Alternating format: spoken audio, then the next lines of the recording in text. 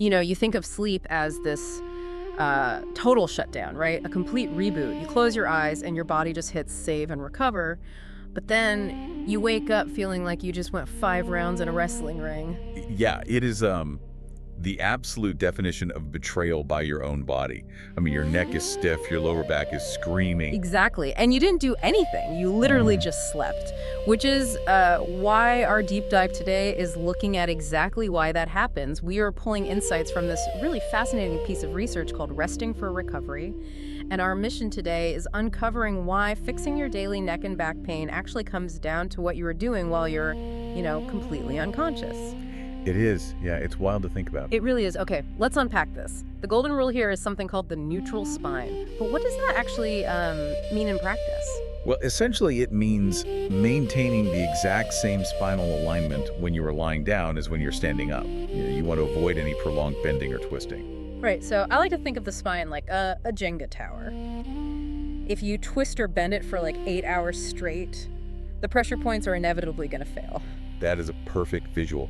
And because avoiding that uneven pull is the goal, biomechanically speaking, back sleeping is considered the absolute gold standard. Wait, really? The gold standard? Yeah, because it distributes pressure evenly across the spinal discs. It minimizes all that twisting. But there is a very specific trick to it. Oh, I am all ears.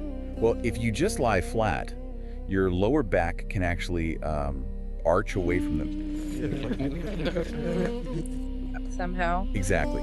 Placing a wedge or even just a pillow under your knees creates this slight bend in your legs. And mechanically, this rotates the pelvis backward just enough to flatten the lower back completely against the bed. Oh, wow, that makes total sense. So it instantly relieves that lumbar pressure. It really does. It is like an instant pressure release valve. But most people don't naturally sleep perfectly flat on their backs all night. I mean, we tend to roll onto our sides. Oh, for sure. Almost everyone does at some point. Which brings me to the foundation beneath us. Wait, isn't sinking into a highly expensive, ultra-plush mattress the ultimate luxury for a side sleeper? I mean, it feels like sleeping on a cloud. You would think so, right? But from a biomechanical standpoint, that cloud can actually be a total disaster. Wait, really? Why is plush a bad thing? Well, if the bed is too soft, your pelvis sinks way too deeply into the material. The Jenga tower just sags into an unhealthy curve. Oh, I see. So it throws off the whole alignment. Exactly. But on the flip side, if it is too firm, your shoulders and hips just get completely crushed against the surface. So you need that Goldilocks zone. Yeah, research consistently shows that a medium firm mattress is optimal. It lets the hips and shoulders sink in just enough to keep the spine perfectly straight. And for side sleepers, you also want to avoid curling into a tight fetal position. Oh, because of the bending. Right. It puts the spine in an overly flexed posture for hours, which causes long-term stress and stiffness. Okay, so if the mattress is keeping the hips and shoulders neutral, the neck is kind of the final vulnerability. It is the trickiest part for a lot of people. Right. So the research had this surprising, super budget-friendly tip. Instead of buying an expensive specialty pillow, you just properly fold a large bath towel and put it under your head. Yeah, standard pillows compress really unevenly under the heavy weight of a human skull. Which is surprisingly heavy. Right. Very heavy. But a densely folded towel allows you to micro-adjust the exact millimeter of thickness you need. So it just bridges that gap between your neck and the mattress without you sinking in. Exactly. Keeps your nose, chin, and breastbone perfectly aligned. It sounds so simple, but changing how you sleep is just surprisingly terrifying. Like, it is a huge psychological hurdle. What's fascinating here is how resistant we are to these simple changes just because of deeply ingrained habits. Yeah, the research had that case study about Nancy. Right, so Nancy was a 66-year-old patient with scoliosis plus severe neck and back pain. And she thought her habits were just set in stone. Yeah, lying flat felt highly unnatural to her. She believed she simply couldn't change her lifelong sleeping habits. But she was getting daytime treatments to heal her pain, right? Like, I think I mentioned acupuncture. She was.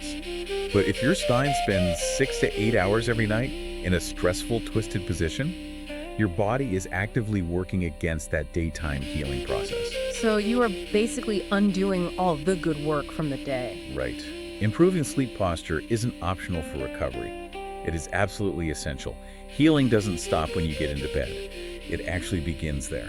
That is a powerful way to look at it. So let's briefly recap the toolkit for you listening right now. Keep it simple.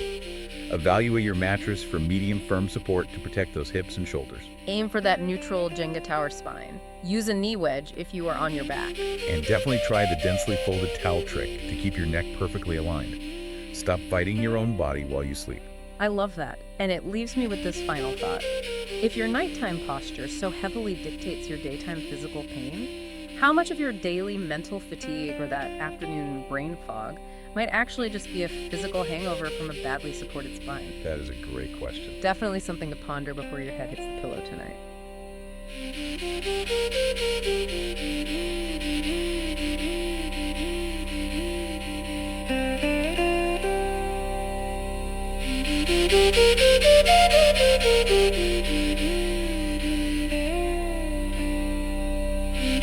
Thank you.